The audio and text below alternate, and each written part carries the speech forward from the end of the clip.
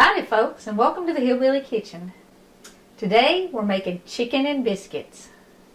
Now, chicken and biscuits is an old southern favorite, and I know it looks like there's a whole lot of ingredients here, but don't panic because there's also a whole lot of shortcuts here. First, let me go over kind of what I have here, and then I'll tell you some of the shortcuts.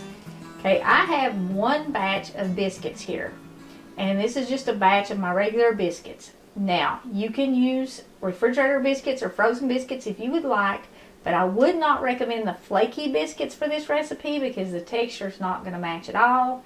And of course, you know, like anything, homemade is best. I have about 3 cups of chicken here, and this is just cooked chicken that I have cubed up. My vegetables, I've got a cup of peas, and a cup of carrots, and a cup of potatoes. Now, I diced up my potatoes and my carrots really small so that when you're eating this, you can get a mixture of the peas, the potatoes, and the carrots in every bite. And also, it's going to cook at about the same time, too. I've got about half a cup of chopped onion here. Now, this is just a medium onion cut in half. And as far as these vegetables go, you can use fresh or frozen or canned vegetables even in this recipe. My peas were frozen and my potatoes and my carrots were both fresh, but you can use the frozen vegetables, you know, like the peas and carrots together. You can even get diced potatoes that are frozen, or you can get those in a can. The little diced canned potatoes will work fine in this recipe. To season it with, I have about a tablespoon of garlic, and this is the minced garlic that you get in the spice aisle that's in water. You can use fresh garlic if you would like, or garlic powder. It's up to you. And I've also got about a tablespoon of celery seeds. Now you can chop up about a half a cup of fresh celery and put in this, but I didn't have any fresh celery, so I'm just using the celery seeds. I've also got a half a stick of butter, which is 4 tablespoons, and I've got about 3 tablespoons of flour here. Now that's going to thicken my gravy in my casserole, and the basic rule is you want about a tablespoon of flour per every cup of liquid. I have a cup and a half of milk and a cup and a half of chicken stock. Now you can use all chicken stock, or you could even use all milk. I like the combination. I like the flavor that you get from the chicken stock, and I like the creaminess that you get from the milk. But that's kind of up to you what you want to use in your chicken and biscuits. You start this on top of the stove, and even the baking times is going to vary. I will put a link to biscuits, and I'll also put a link to chicken and broth in this video. But you can use any kind of cooked chicken in this. You can even use the canned chicken if you would like.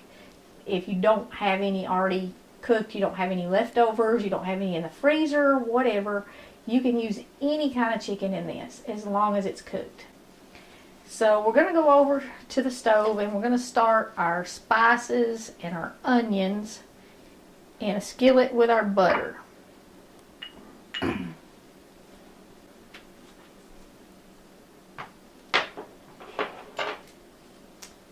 Okay, I've already got my skillet on medium, kind of speed things up over here a little bit. And I'm going to cook this completely in my skillet. If you have an oven-safe pan, this is literally a one-pot dish. If you don't have an oven-safe pan, and it doesn't have to be an iron skillet, just any pan that will go in the oven at least 350 degrees. You don't want to use anything with the nylon handles on it because they might melt in the oven. Just make sure your pan is oven-safe if you want to put it right in the oven in the pan. If you don't have an oven-safe pan, transfer this to about a 9 by 13 casserole dish. Glass or metal, it doesn't matter as long as it's oven safe. What I'm doing here is I'm just making sure that my butter gets all over the sides of my skillet, because like I said, I'm going to bake this in this skillet, and I want these sides greased good so that my biscuits and stuff don't stick to my skillet so bad. If you're going to transfer this to a glass casserole dish or a metal baking pan, you will want to coat it with something. Just a little oil or some nonstick spray or even some butter. So I'm just going to dump these onions in. and the garlic. And I'm going to go ahead and put the celery seeds in there so that flavor gets in there from the beginning. Okay, I'm going to take the rest of my ingredients over to the stove because we are going to need everything over here. Okay, you're also going to need salt and pepper to season this with. And how much is going to depend on a lot of things. Your taste and what kind of chicken stock you're using. If you're using store-bought chicken stock, it's probably going to have a lot of salt in it. So you're not going to want to add as much. If you made homemade stock, it may not have any salt in it at all. So that's going to change how much salt you add. And all the spices are really to taste. If you don't like something that's in here, like you don't like garlic, don't put it in. If you don't like celery, leave it out. And you can do a lot of substitutions on the vegetables too. You could maybe do some chopped broccoli instead of the peas. I don't know, if you don't like carrots, you could find something, I'm sure, to substitute them for. But anything that you're not crazy about or you don't like, just leave it out. Okay, once my garlic and my onions get started, I'm going to go ahead and dump my carrots and my potatoes in this with the butter and the spices. And they kind of get a little sauteed, but not completely, but it does really add to the flavor, I think. Now, if you don't want to do this, you can, before you start adding your vegetables, you can go ahead and add your flour, and you can make a roux and use that to thicken your gravy in your chicken and biscuits. But you can just add the flour to the cold milk if you want to saute the vegetables like this first.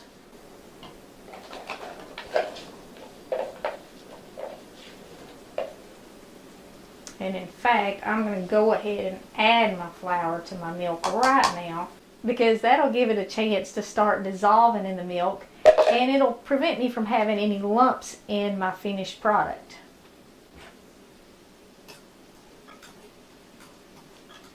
If you want to, you can also use cornstarch to thicken this with, and cornstarch does dissolve much easier. But if you use cornstarch, you want to use about half as much cornstarch as you do flour. So you need about half a tablespoon per cup of liquid.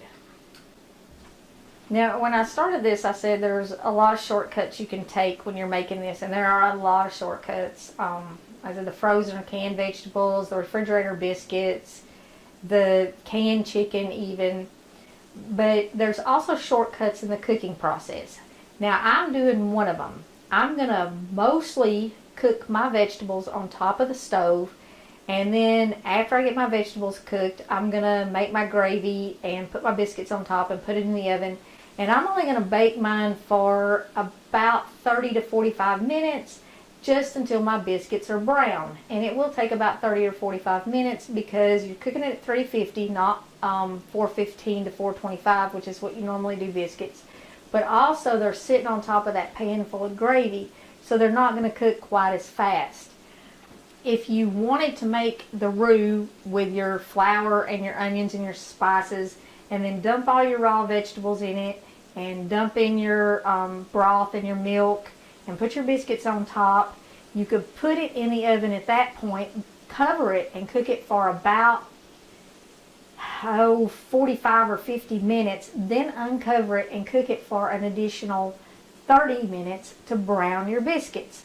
And that'll completely cook everything in the oven. You don't have to stand here except long enough to melt your butter and kind of start to soften your onions up a little bit. And then you just dump it all in there and put it in the oven, cover it with some foil. And like I said, you cook it for much longer. It's going to cook in the oven probably for an additional 45 minutes at least over what you would have to cook it if you mostly cook your vegetables on top of the stove. You can also completely cook it on top of the stove in a Dutch oven. You want to mostly cook your vegetables. You want to put your flour and your milk and your stock and everything in it and get it pretty much done. Then you put your biscuits on top, cover it, and leave it covered, simmering for about 20 minutes or so, and your biscuits will be done. And you know, kind of how you do chicken and dumplings. So you don't have to put it in the oven at all. But if you want the brown biscuits and you want them to look more like oven baked biscuits, then you have to put it in the oven.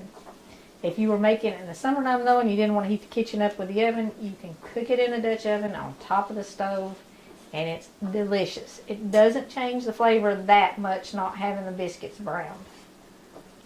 Okay, doing it this way, I don't want to cook this until my vegetables are completely done and they're starting to brown and all of my butter is gone and kind of dried up.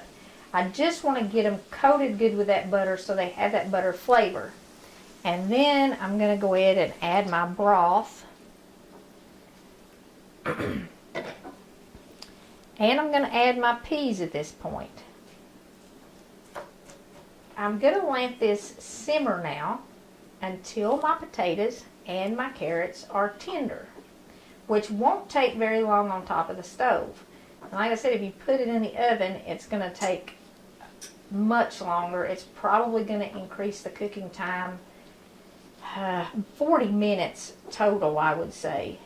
So if you're in a hurry, like maybe you're making this for lunch Sunday after church and you want to come home and get it done, you can have all your vegetables ready, you can have your biscuits ready and everything, and start it on top of the stove and have it ready in, I don't know, 45 minutes start to finish if you've got everything prepared ahead of time. Okay, once your vegetables have simmered until they're about done, go ahead and dump your chicken in it. Now, I wait until the very last thing to put my chicken in because the chicken is already pre-cooked. And if you put it in there at the beginning of this process and you stir it several times, your chicken's going to be shredded instead of chunks.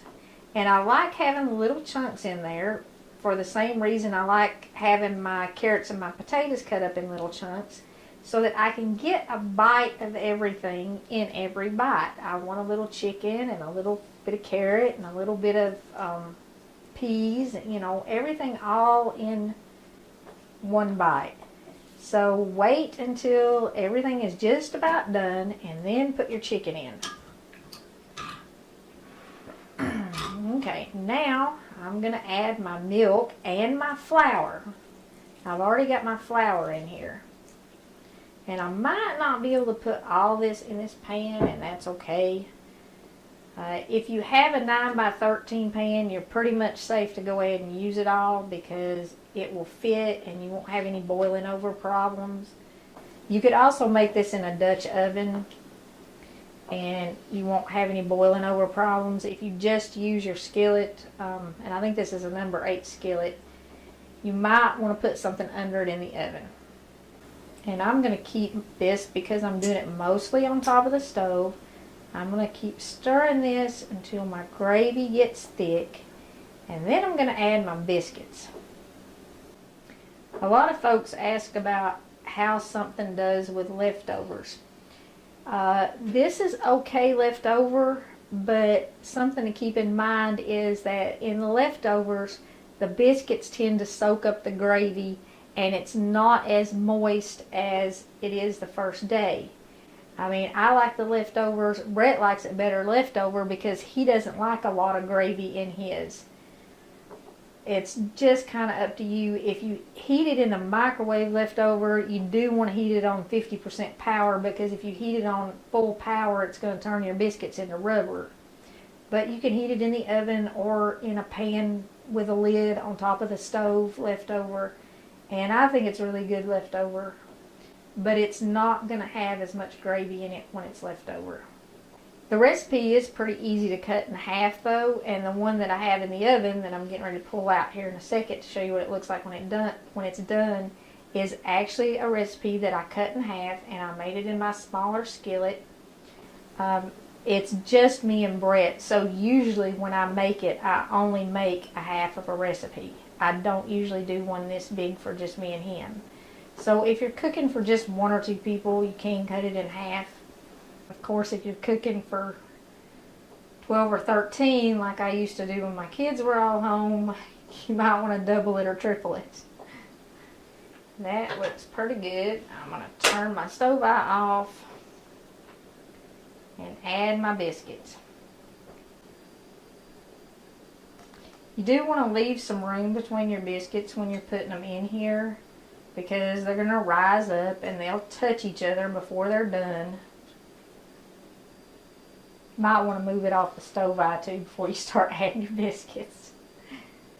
Alright. Now I'm just going to put this in the oven, like I said, for about 35, maybe as long as 40 minutes. And I'm not going to cover it because everything's already done. I'm just putting it in there to brown my biscuits. But if you do it where your vegetables are raw and you make the roux and all that stuff and you're cooking it completely in the oven, you want to cover it for almost an hour and then take the foil off and brown your biscuits. And when it's done, that's what it looks like. You have a pan full of bubbly gravy filled with chicken and vegetables and topped with golden brown biscuits. This really is not a hard recipe, and like I said, I know we started with a lot of ingredients, but that's kind of making it completely from scratch. And if you want to do it completely from scratch, I will link the chicken broth and the biscuits so you can watch those videos. And it really doesn't take a whole lot of time. And it's, you know, it is a one-pot dish. If you're making it, you're not going to have all those measuring cups sitting out like I did with all the ingredients in them. You're going to add your ingredients to your pan one at a time as you get them ready. So it doesn't make that big of a mess. If you're looking for something that's not going to mess up your whole kitchen, but it's going to be really warm, especially on these cold winter days, Chicken and Biscuits is it. It's kind of a combination of chicken and dumplings and chicken pot pie. It's like the best of both of those. So give this a try. Let me know what you think. We really love it. It is a true Southern favorite, and it may be the absolute perfect comfort food. Thank you so much for joining us in the Hillbilly Kitchen. If you haven't already, please don't forget to click like and subscribe before you leave. And until next time, remember to put God first.